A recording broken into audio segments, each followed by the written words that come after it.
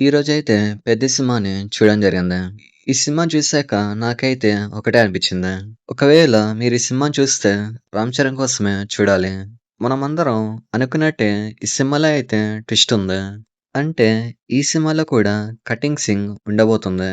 అయితే ఈ సినిమా నాకెలా అనిపించిందో ఈరోజైతే ఈ వీడియోలో తెలుసుకోండి. సో టాపిక్ దగ్గరికెళ్ళే ముందు మీరైతే ఒక లైక్ ఏసుకోండి. అలాగే సబ్స్క్రైబ్ చేయండి.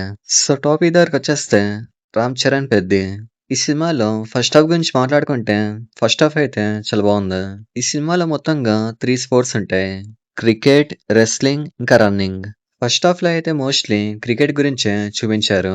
ఇక్కడ సెకండ్ హాఫ్‌తో పోల్చుకుంటే ఫస్ట్ హాఫ్ అయితే బావుందనిపించింది. సింపుల్‌గా ఈ సినిమా ప్లాట్ గురించి చెప్పాలంటే, ఈ సినిమాలో ఆంధ్రప్రదేశ్‌లో ఒక విలేజ్ ఉంటుంది. ఈ విలేజ్‌లో ఉన్న వాళ్ళకి ఒక గుర్తింపు అనేది ఉండదు. సో, వీళ్ళ ఊర్లో ట్రైన్ అనేది అసలాగదు. సో, గుర్తింపు రావడం కోసం వీళ్ళైతే పోరాడతారు. అంటే మీరందరూ ఈ సినిమా ట్రైలర్‌ని చూసినట్టయితే మీకు ఈ సినిమా స్టోరీ అనేది అర్థమైపోతుంది. నేను ఈ సినిమా స్టోరీని ముందుగానే ప్రెడిక్ట్ చేశాను. ఈ సినిమా ట్రైలర్ పైన ఒక వీడియో అయితే చేశాను. సో, మీరైతే ఆ వీడియో అయితే చూడండి. ఇక్కడైతే 'రామ్ చరణ్' ఇంకా 'జగపతి బాబు' వీళ్ళిద్దరైతే ఈ ఊరి కోసం పోరాడతారు. ఈ సినిమాలో 'జగపతి బాబు'కి మంచి రోల్ అనేది ఇచ్చారు. ఇంకా ఈ సినిమాలో సెకండ్ హాఫ్ విషయం దగ్గరకొచ్చేస్తే, ఈ సినిమాలో క్లైమాక్స్ అనేది దొబ్బింది. ఈ సినిమాలో క్లైమాక్స్ అనేది నాకైతే పెద్దగా అయితే నచ్చలేదు. అంటే 'ఉప్పెన' సినిమా వర్కౌట్ అయిందని ప్రతి సినిమాలో కూడా అదే పెడితే బాగోదు. ప్రతి సినిమాలో కూడా ఏదో ఒకటి కట్ చేస్తే వర్కౌట్ అవ్వదు. ఈ విషయంలో నన్నైతే చాలా డిసప్పాయింట్ చేసింది. సెకండ్ హాఫ్‌లో రెస్లింగ్‌వి కొన్ని సీన్స్ ఉన్నాయి. ఈ రెస్లింగ్ సీన్స్ ఏవైతే ఉన్నాయో ఇవైతే చాలా తీశారు. ఈ సినిమాలో పాజిటివ్ ఏంటంటే 'రామ్ చరణ్‌ది' యాక్టింగ్ అని చెప్పాలి. 'రంగస్థలం' సినిమా రేంజ్‌లో ఈ సినిమాలో కూడా యాక్టింగ్ చేశాడు. ఈ సినిమా కోసం 'రామ్ చరణ్' అయితే ట్రైనింగ్ కూడా చాలా తీసుకున్నాడు. అంటే తన యాక్టింగ్‌కి తగ్గట్టు ఈ సినిమా అయితే లేదు. అంటే 'రామ్ చరణ్' యాక్టింగ్ అయితే బానే ఉంది. కానీ ఈ సినిమా మాత్రం ఆ లెవెల్‌లో అయితే లేదు. ఇంకా మ్యూజిక్ విషయం దగ్గరకొచ్చేస్తే మ్యూజిక్ అయితే చాలా బావుంది. మ్యూజిక్ కావచ్చు, బ్యాక్‌గ్రౌండ్ స్కోర్ కావచ్చు. ఇక్కడైతే ఏఆర్ రెహమాన్ అయితే చాలా కొట్టాడు. అంటే కొన్ని సీన్స్‌లో తక్కువైనట్టు అనిపించింది.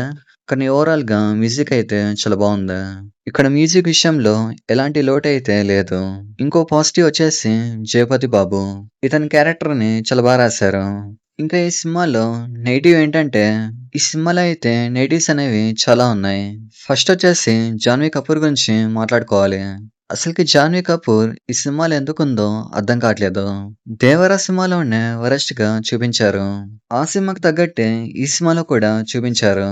నాకైతే 'జాన్వీ కపూర్' యాక్టింగ్ క్రింజ్ అనిపించింది. 'జాన్వీ కపూర్' అయితే శ్రీదేవి లెగసీని చెడగొడుతుంది. సో, సినిమాకి బిగ్గెస్ట్ మైనస్ అంటే 'జాన్వీ కపూర్' అని చెప్పాలి. ఇంకా ఈ సినిమాలో వీఎఫ్ఎక్స్ కూడా సరిగ్గా లేదు. మనకైతే క్లియర్‌గా తెలిసిపోతుంది. ఇంకా ఈ సినిమాలో మన 'మున్నాబాయ్' ఉన్నాడు. చెప్పాలంటే ఇతను ఒక మంచి యాక్టర్. తన రేంజ్ సినిమా ఇదైతే కాదు. ఈ క్యారెక్టర్‌లో తెలుగు యాక్టర్‌ని పెట్టుంటే బాగుండేది. ఇంకా ఈ సినిమాలో డబ్బింగ్ అనేది వర్కౌట్ కాలేదు. అంటే 300,00,00,000 పెట్టి ఈ సినిమా అయితే తీశారు. అన్ని కోట్లు పెట్టి సినిమా తీసినప్పుడు డబ్బింగ్ అనేది చూసుకోవాలి. కానీ డబ్బింగ్ అనేది ఎక్కడ కూడా సరిగ్గా అయితే సూట్ కాలేదు. కొన్ని సీన్స్‌లో అయితే హిందీ డబ్బింగ్ సినిమాని తెలుగులో చూసినట్టుంది. ఇంకా ఈ సినిమాలో బిగ్గెస్ట్ మైనస్ ఏంటంటే, ఈ సినిమా ట్రైలర్‌లోనే సినిమా స్టోరీ మొత్తం చెప్పేశారు. మనలో చాలా మంది ఈ సినిమా క్లైమాక్స్‌లో ఏం జరుగుతుందో ప్రెడిక్ట్ చేసాం. సో, మన ప్రెడిక్షన్ తగ్గట్టే ఈ సినిమా అయితే ఉంది. సో, ఓవరాల్‌గా ఈ సినిమా గురించి మాట్లాడుకుంటే యావరేజ్‌గా అనిపించింది. 'శివరాజ్ కుమార్' సీన్స్ కూడా బానే ఉన్నాయి. ఒకవేళ ఈ సినిమాని చూస్తే మాత్రం 'రామ్ చరణ్' కోసమే చూడాలి.